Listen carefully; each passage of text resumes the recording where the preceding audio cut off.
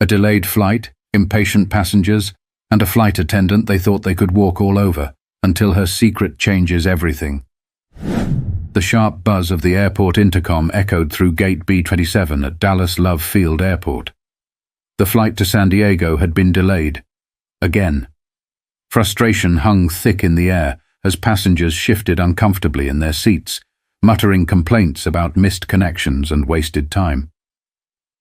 "Typical airline nonsense," one man grumbled, adjusting his baseball cap. A woman seated next to him chimed in, "I just don't understand why they can't get their act together. Don't they know our time is valuable?" The boarding announcement finally came, and passengers funneled toward the jet bridge, some muttering snide remarks as they passed the airline staff scanning boarding passes. The tension was palpable, but no one seemed more determined to keep things moving than the flight attendant standing at the cabin door, Michaela Green. Michaela, in her neatly pressed uniform and with a calm smile, greeted each passenger with a polite nod as they shuffled past her. Her voice was warm, her tone professional, yet the occasional dismissive glance from passengers didn't escape her notice. She'd seen it before. As the cabin filled, Michaela went to work, helping passengers with their oversized carry-ons and directing traffic down the narrow aisles. She moved efficiently, her sharp attention to detail keeping things from spiraling into chaos, but her composure seemed to bother a handful of passengers who were already irritable. "Why is she acting like she owns the place?" whispered a woman in the aisle seat of row 12, loud enough for those nearby to hear. Her seatmate chuckled. "I don't know, but she's doing too much for someone who probably just started last week." Michaela heard the comment but didn't react.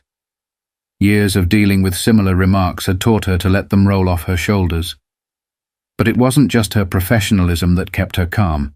There was a much bigger reason she could remain unshaken. The plane finally began taxiing to the runway after a 2-hour delay. The tension didn't subside.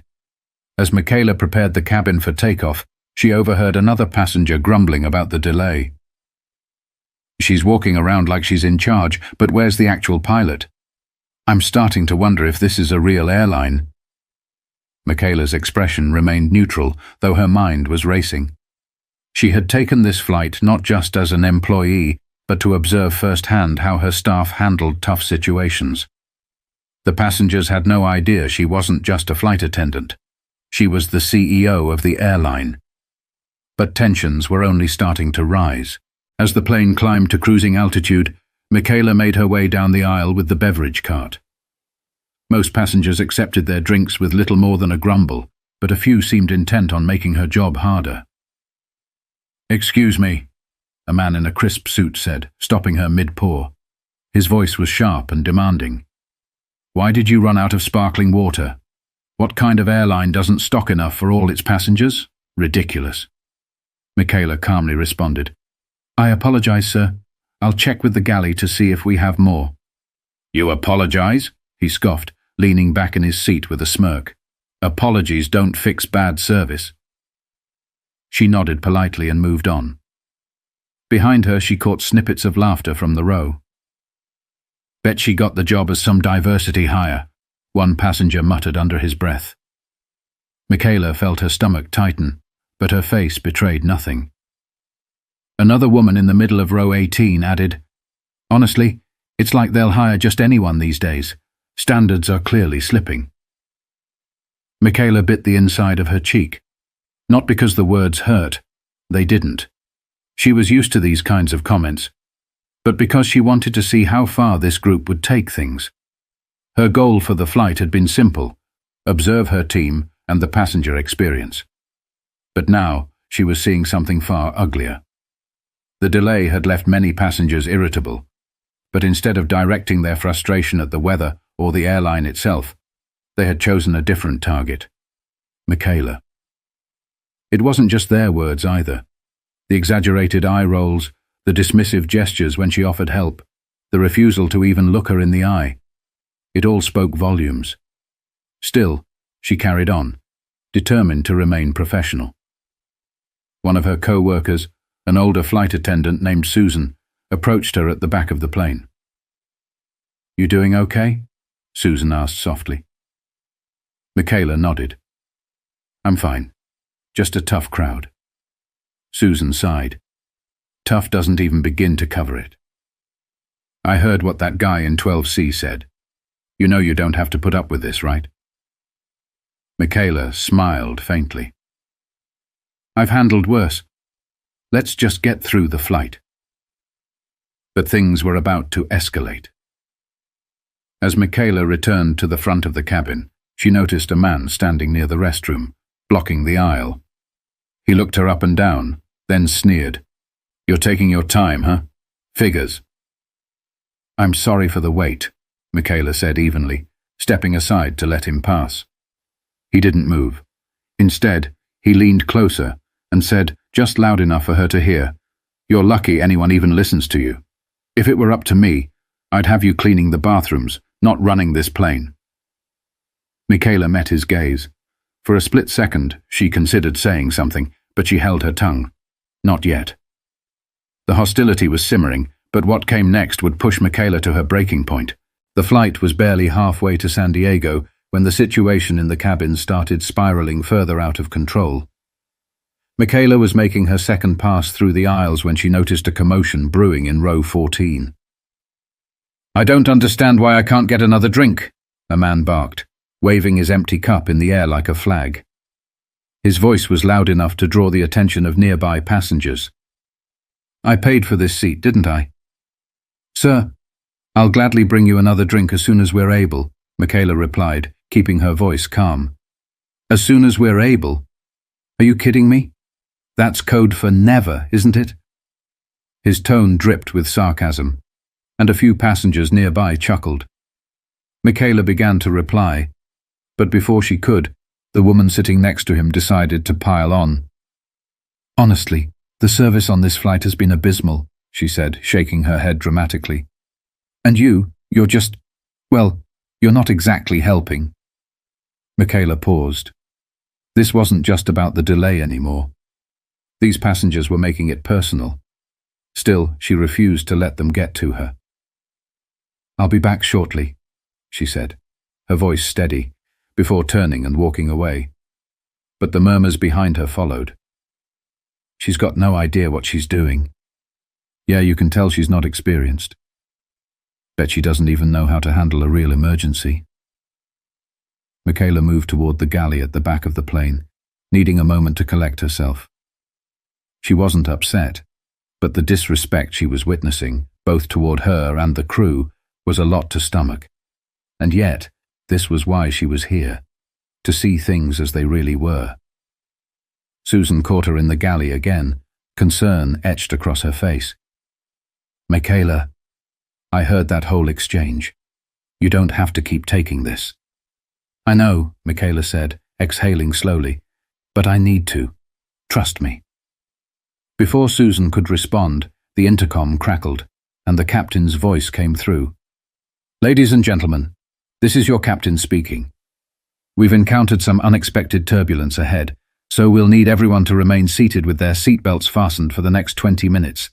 Thank you for your cooperation. Michaela used the announcement as an opportunity to regain her composure. She knew the turbulence would only add to the passengers' frustrations, but she was ready for it. What she didn't expect, however, was how quickly things would escalate. The plane hit its first bump, a sudden drop that sent a few passengers gripping their armrests. The man in 14A, the same one who had been demanding another drink, immediately started shouting. What kind of airline can't even avoid turbulence? He yelled. This is unbelievable. Michaela returned to the cabin to ensure everyone was secure. As she passed row 14, the man shot her a glare. Do something about this. Sir, turbulence is a normal part of flying, she explained patiently. The captain is doing everything he can to make this as smooth as possible. Yeah, sure, he sneered. And I'm supposed to believe you're an expert now. Please. A few rows back, another passenger chimed in. Maybe if she spent less time playing boss and more time doing her actual job, we wouldn't be in this mess. Michaela stopped and turned slightly, her hands clasped in front of her. She wanted to say something, to shut them down right there, but she knew it wasn't the right time. Instead, she offered a polite, "Thank you for your feedback," and continued down the aisle. But as she moved away, she could feel the stares, hear the muttered comments. It was clear, they didn't respect her. What they didn't realize was that the power dynamics were about to shift in a way none of them could have expected. The flight finally landed in San Diego, the wheels touching down with a slight jolt.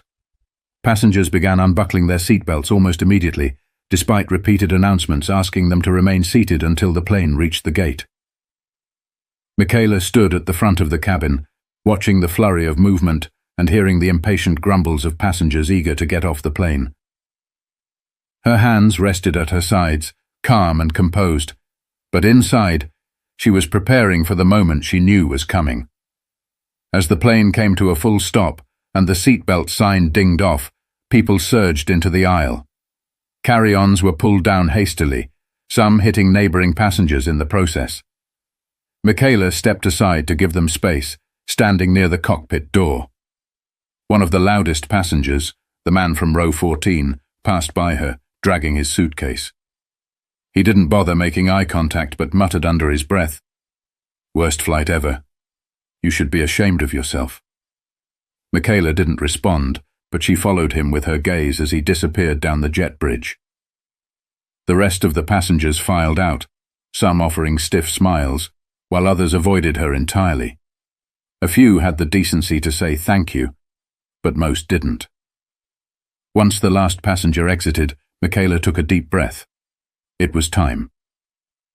Minutes later, she walked into the gate area, where several passengers had congregated around the baggage carousel. Some were still complaining, others were on their phones, venting to whoever would listen. Michaela stepped into the middle of the crowd. She was still wearing her flight attendant uniform, but this time she carried a different energy, one of quiet authority. "Excuse me, ladies and gentlemen," she said, her voice clear and steady. The group turned to look at her, some with confused expressions, others with barely concealed irritation. "I just wanted to thank you all for flying with us today," Michaela continued. "I know this flight wasn't perfect. We had delays, turbulence, and a lot of frustrations along the way. But there's something I need to share with you before you leave."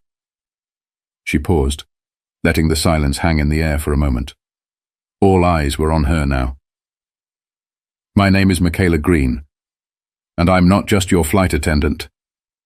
I'm also the CEO of this airline." The words landed like a thunderclap. Gasps rippled through the crowd, and several people exchanged wide-eyed looks of disbelief. The man from row 14 froze mid-step, his jaw slack. One woman spoke up, her voice laced with incredulity. "Wait, you're the CEO of this airline?" "Yes," Michaela said with a small nod. "I started as a flight attendant years ago, and even as CEO, I make it a point to fly as part of the crew every so often. It helps me understand the experiences of both my employees and my passengers." The crowd was stunned into silence. Some shifted uncomfortably, clearly replaying their earlier behavior in their minds. Others looked embarrassed, their faces flushed with shame. The man from row 14 finally spoke, his tone defensive. "Well, if you're the CEO, maybe you should focus on fixing the delays instead of playing flight attendant." Michaela's eyes locked on him, her expression calm but firm. "Sir, delays are often caused by factors outside of our control, like weather or air traffic. But what we can control is how we treat each other, whether we choose to show respect or not. That's why I'm here, to see how people interact, especially under stress. And today, I saw a lot." The man shifted uncomfortably, but said nothing more. Michaela looked around at the group, her voice softening. "I understand that delays are frustrating, and I know this flight wasn't ideal. But respect should never be conditional. It shouldn't depend on how someone looks, what uniform they wear, or the role they play. Every person deserves to be treated with dignity." A few passengers nodded quietly, and one woman murmured, "She's right." Michaela continued, her tone steady. The next time you're frustrated with a situation, I hope you'll think twice before taking it out on someone who's just doing their job. And if today's experience made you uncomfortable, I hope it's a reminder to treat people better moving forward. The crowd remained silent, the weight of her words settling over them. But Michaela wasn't finished just yet. For a moment, no one spoke. The baggage carousel hummed softly in the background as passengers absorbed Michaela's words. Some stared at their shoes, unwilling to meet her gaze, while others exchanged uncomfortable glances, their earlier behavior replaying in their minds like a bad movie. The man from row 14 shifted awkwardly, his bravado from earlier completely gone. He looked like he wanted to say something but couldn't find the words. The silence lingered until an older woman near the edge of the group broke it. "I owe you an apology," she said softly, stepping forward. Her voice trembled slightly, but her sincerity was unmistakable. I was one of those people who said things I shouldn't have. You didn't deserve that, and I'm sorry." Michaela smiled gently. "Thank you for saying that. It means a lot." Another passenger spoke up, a younger man holding a toddler. "It's easy to forget that everyone has a story, you know. I was frustrated too, but you handled it better than I ever could. So, thanks for your patience." Michaela nodded. "I appreciate that. And I understand frustrations can get the better of us sometimes, but we all have a choice in how we handle them." One by one, a few more passengers offered quiet apologies or words of gratitude. Not everyone, of course. Some remained silent, their pride keeping them from admitting fault. But the mood had undeniably shifted. As the baggage carousel began to move, Michaela looked at the group one last time. "I didn't share my position to embarrass anyone or call anyone out," she said. "I shared it because I wanted to show you that assumptions can be dangerous. You never know someone's story or their role in the bigger picture." She paused, letting her words sink in. Today wasn't just about a flight delay. It was a chance to reflect on how we treat each other, especially when things don't go as planned. I hope you'll carry that with you. With that, Michaela stepped away, leaving the passengers to collect their luggage in silence. Later, as she walked through the terminal toward the exit, Michaela couldn't help but reflect on the day. It hadn't been easy, standing there and absorbing all that negativity, but it had been worth it. She'd seen the best and worst in people, and while the worst had been loud, the best had left her hopeful. As she reached the curb to catch her car, Susan, her fellow flight attendant, called out behind her, "Michaela!" Michaela turned to see Susan jogging toward her, a wide smile on her face. "I just wanted to say, that was incredible," Susan said. "I've never seen anyone handle a situation like that. You've got guts." Michaela chuckled softly. "Thanks, Susan. It's not about guts, though. It's about setting an example. If we want people to change, we have to show them how." Susan nodded. "Well, you did that, and then some." As Michaela got into her car, she glanced at Susan one last time. "Take care of yourself, okay? And keep doing what you do. You're making a difference, even if they don't always see it." Susan smiled and waved as Michaela pulled away. Back in the terminal, the man from row 14 stood by the exit, his suitcase in hand. His face was still red with embarrassment. As the automatic doors opened and he stepped into the warm California air, he muttered to himself, "Guess I'll think twice next time." This story isn't just about what happened on a plane. It's about how we see and treat each other in everyday life. Respect doesn't cost anything, but it can change everything. Next time you find yourself in a frustrating situation, remember Michaela's words. You never know someone's story or the weight they're carrying. Choose kindness, no matter what. If this message resonated with you, share it with someone who needs a reminder to treat others with respect. And don't forget to subscribe for more stories that inspire and challenge us to be better.